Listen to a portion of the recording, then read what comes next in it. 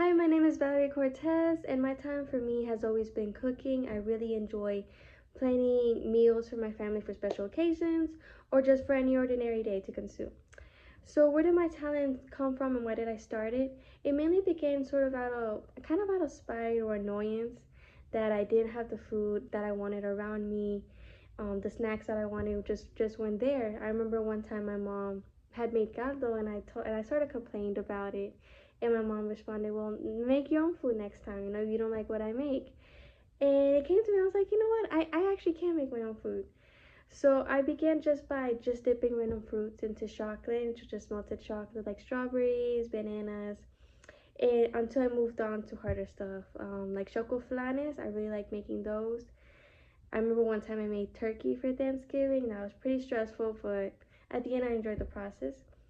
I really like doing like steak nights, which is mashed potatoes, like those type of events for during Valentine's. That's kind of what I like to do. So, what is it that made me want to continue? It mainly stemmed from positive feedback because I was mainly cooking for my friends and family. They responded very, with constructive criticism if I needed it, and just favorably overall. But what mainly fueled my drive to want to continue cooking came internally from me because I really enjoyed the process of cooking.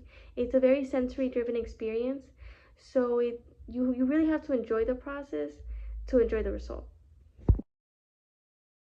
So, how do I plan to use these skills in my future classroom?